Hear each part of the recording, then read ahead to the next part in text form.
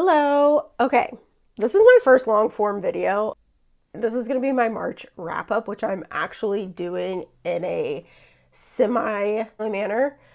I try to do it, normally I just do shorts, but I try to do this in a short and I just yap too much. So, welcome to my first long form video. I read 12 books in March and we're going to go through them. And yes, I talk a lot with my hands, but let's go through them and what I liked about them, which ones I liked and which ones I didn't. First, I listened to Just for the Cameras by Meghan Quinn and love her books on audio. I definitely think her books are better on audio. I love them either way, and either way, you are going to laugh your ass off, but just listening to it on audio is so good. So this is basically about, we have Graydon and Maple. And honestly, the only thing I didn't like about this book is the name Graydon, okay? But anyways, that's beyond the point. So Graydon is a pro football player, and he has to go do volunteer work at the zoo to help with his and the team's image. So he has to work with Maple. So then that turns into them pretending that they're in a relationship, and you know what happens from there. But again, this book, yes, it's a yes for me. Definitely listen to it.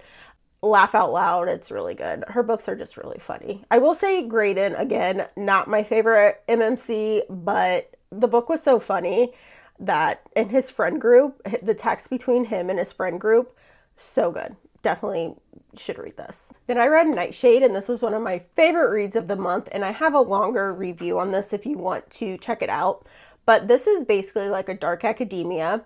We have Alex and Ophelia, who Ophelia gets a scholarship to Song University, and she goes because her parents used to work there and they died in a plane crash on campus. So she thinks there's some funny business. She thinks that Alex's dad is the one behind the plane crash, and he's the one person that she should not fall in love with. And honestly, I can't imagine anyone not liking it. It has a little bit of something for everyone in it. There's a revenge plot. We have a stalker plot. The banter in this, it's so good. We have a little bit of mafia, a little bit of sports, again, a little bit of something for everyone in this, and yes. Then I read Play Along by Liz Tomforde. This is book 4 in the Windy City series, and I have given every single book in this series 5 stars so far. So yes, I will say book number 3 caught up. Daddy Kai is still my absolute favorite, but this one is about Kai's brother, Isaiah Rhodes, and he is just the biggest golden retriever, and I loved this one too. So just pick up the series. If you have not started the Windy City series, definitely pick it up. It's so good. Then I read an arc. Actually, I listened to this arc. It is Where Dreams Fall by R.L. Caulder. I actually have another full-length review on this if you want to find it, but I loved this book. It does end on a cliffhanger, and it's a good cliffhanger.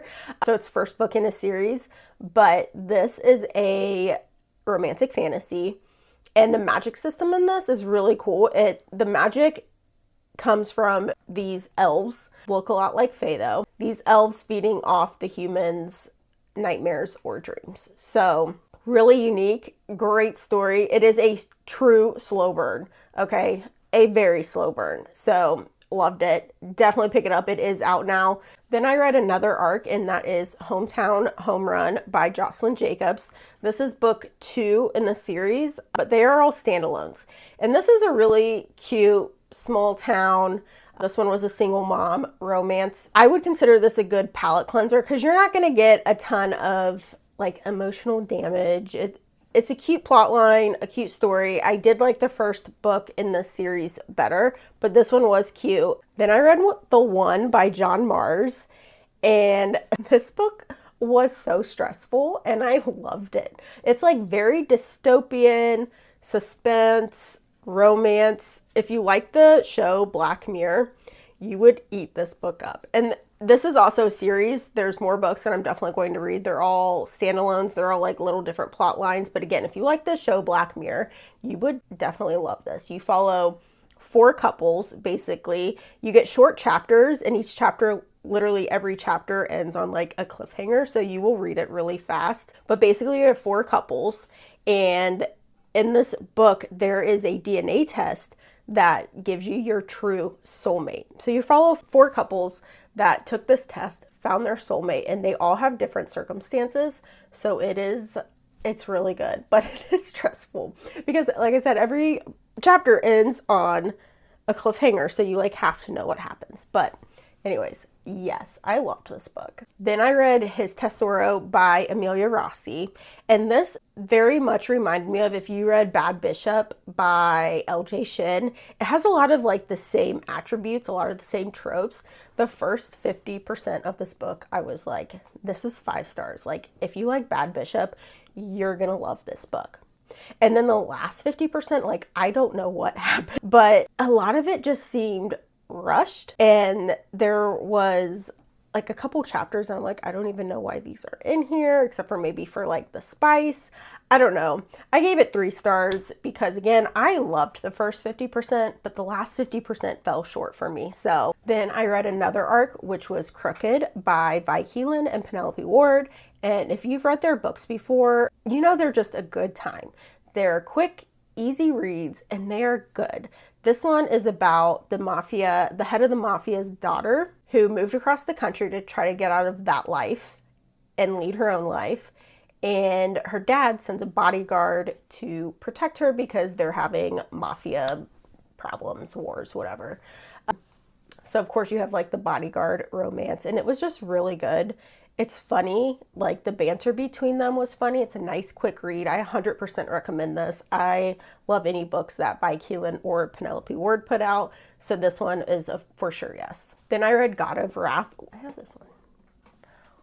I have this book. I forgot I had this. I have Crooked. Again, really good. Then I read God of Wrath by Rina, and this is book 3 in the Legacy of God series. If you like Rina, like, you're gonna love this. I like this series. I'm gonna keep reading it. God of Pain, the second one, was still my favorite, but this is Jeremy and Cecily's story. Again, it's just very Rina coded. I know a lot of people, this is like one of the favorites in this series. Again, it's so far, I mean, it's the only 3rd one I've read. It's my 2nd favorite. So far, I love God of Pain, then this one, then God of Malice. I will update my ranking once I get through the whole series, but I do love Rina, so I try to read all of her books. I listened to Death's Daughter by S.A. Barnes. This was an ALC as well. I think this comes out in May, and this is book 1 in a series. So again, the main plot line of this wraps up nicely in book 1, but there's still a lot of open questions, and you're not getting a happily ever after with book 1, I will say that. But this book was pretty good. It was a different take on the gods, and basically you follow around the daughter of death, and she is just trying to lead a normal life out of college, trying to have nothing to do with her father of death and all the other gods. And then another child of God, of one of the gods, comes to town, and then shit just hits the fan. Okay, so it was pretty good. It kept me on my toes. I definitely will be reading the 2nd book in this series, and I'm excited for that to come out.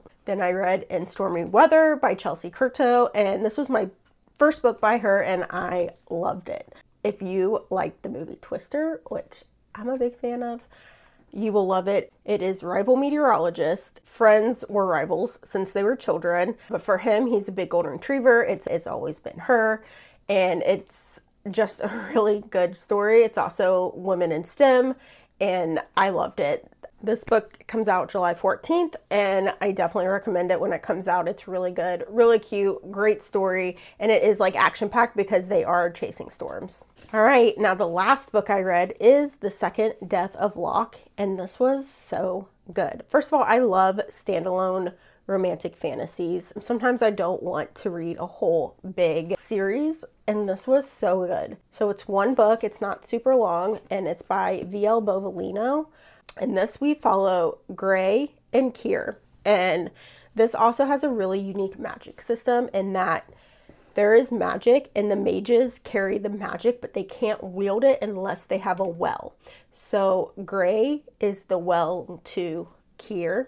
This is very epic fantasy. There is romance. It's not spicy though. There's a little bit. I think I gave it like 1 chili pepper.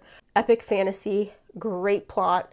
Very different than anything you probably have read before, and it's very like medieval. I 100% recommend this. Really good. All right, that's my wrap up. 12 books.